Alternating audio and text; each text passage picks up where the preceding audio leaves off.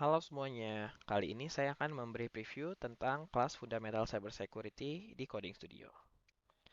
Jadi seperti yang kita tahu nih, cybersecurity ini kan sekarang lagi tren banget. Banyak sih faktor yang buat cybersecurity tren.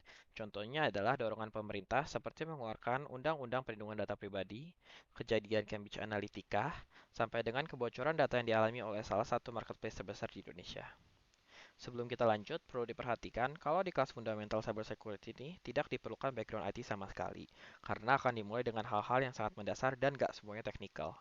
Ini sangat cocok untuk teman-teman yang tertarik dengan prospek cybersecurity tapi tidak tahu harus mulai dari mana. Ilmu yang didapatkan juga bisa membantu kalian meminimalisir menjadi korban serangan cyber seperti phishing, malware phishing, dan serangan-serangan lainnya. Nah, sekarang kita bakal bahas kenapa sih kita harus belajar cybersecurity. Seperti yang kita tahu, banyak sekali perusahaan yang sekarang sudah go digital. Bahkan petani pun sekarang memiliki marketplace sendiri, contohnya itu TaniHub.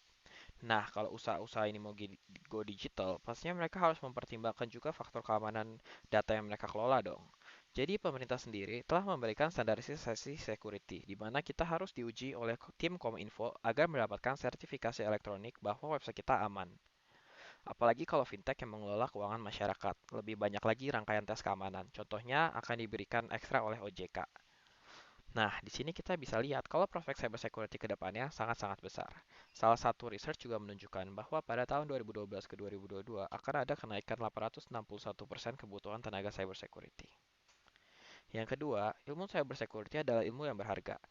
Karena zaman sekarang banyak banget perusahaan-perusahaan besar yang sudah go digital, biasanya mereka mengharuskan pegawainya memiliki pengetahuan dasar tentang cybersecurity untuk mencegah terjadinya attack seperti phishing, malware phishing, dan sebagainya yang kemungkinan besar akan merugikan perusahaan tersebut. Yang ketiga, tren cybersecurity terus meningkat karena data dan privacy adalah topik hangat yang terus bergerak di bidang global. Nah, berikutnya kita bakal ngebahas tentang cybersecurity di Indonesia. Kalau di Indonesia sendiri, pemerintah itu terus memberikan dorongan terkait keamanan data yang dikelola oleh perusahaan-perusahaan yang sudah go digital. Contohnya adalah PP nomor 71 tahun 2019, yaitu tentang penyelenggaraan sistem dan transaksi elektronik. Nah, di sini ini pemerintah memberikan standar-standar tata cara pengelolaan data, penghapusan data, dan lain-lainnya yang harus diikuti oleh perusahaan-perusahaan yang sudah go digital untuk menghindari denda-denda dari pemerintah. Yang kedua, sebagai respon ke dunia internasional, pemerintah juga sedang membahas rancangan undang-undang perlindungan data pribadi. Nah, salah satu poin di undang-undang tersebut adalah setiap perusahaan yang sudah go digital yang memiliki platform atau website harus melakukan logging atau monitoring non-stop untuk mencegah terjadinya kebocoran data.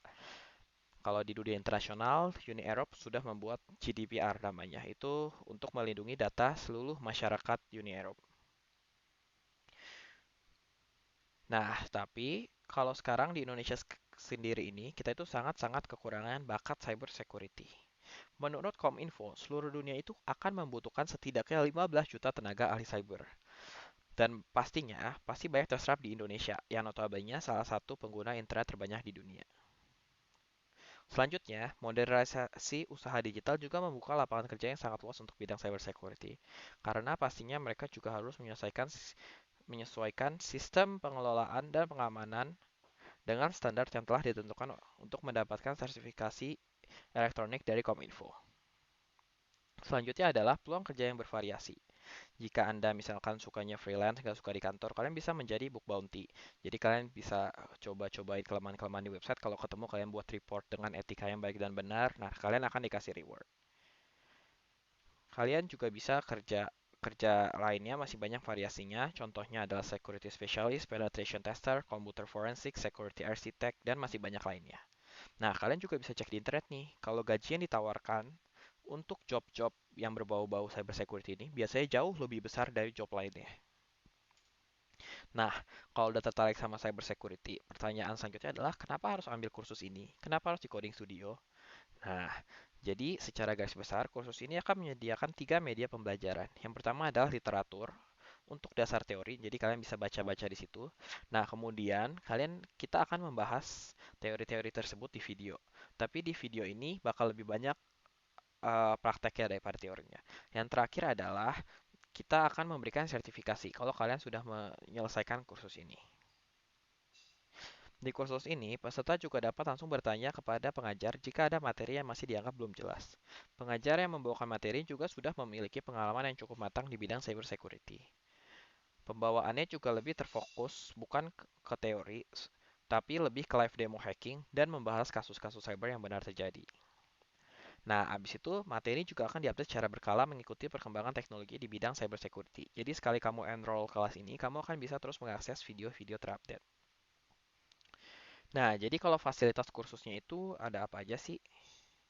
Yang pertama itu virtual lab. Di virtual lab ini kita akan mengcloning keadaan di website-website tersebar yang menjadi korban cyber attack. Contohnya misalkan codingstudio.id menjadi korban kebocoran data. Nah, kita bakal cloning saat itu keadaannya kayak gimana sih? Nah, nanti peserta itu bisa nyoba-nyoba teknik-teknik yang sudah kalian pelajari. Nah, kalian coba serang ke virtual lab kita ini. Nah, kita pokoknya bisa explore rame-rame di virtual lab tersebut. Yang kedua adalah jika ada pertanyaan, pasti langsung aja email ke pengajarnya. Pengajarnya pasti langsung respon. Terus yang ketiga, walau setelah menyelesaikan kursus ini, peserta tetap dapat mengakses materi-materi terbaru yang akan terus diupdate. Yang terakhir adalah kami juga menyediakan sertifikasi jika peserta telah menyelesaikan kursus ini secara lengkap. Nah, sekarang learning objective. Jadi, apa saja sih hal yang akan kamu dapatkan setelah mengikuti kelas ini? Yang pertama adalah kalian akan mendapatkan pengetahuan umum tentang cybersecurity. Habis itu kalian juga akan memahami dasar teknik dan tools yang digunakan. Habis itu kalian dapat memilih career path di cyber. Nah, ini gabung sama nomor 4. Yang nomor 4 adalah kalian dapat mengetahui ilmu-ilmu yang dilingkupi di cybersecurity.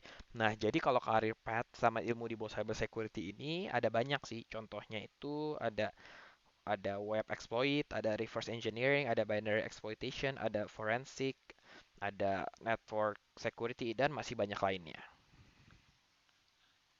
Nah, kalau kursus yang sekarang ini adalah kursus dasar yang nantinya akan ada tahap lanjutan yang dibagi ke berbagai bidang yang lebih terfokus ke peminatan tertentu. Yang ada ethical hacking dan juga peminatan-peminatan yang telah saya sebutkan sebelumnya. Jika kamu tertarik banget sama cyber tapi nggak tahu harus mulai dari mana, nah ini adalah kursus yang tepat. Nah, ditunggu ya di kelas online ya. Terima kasih.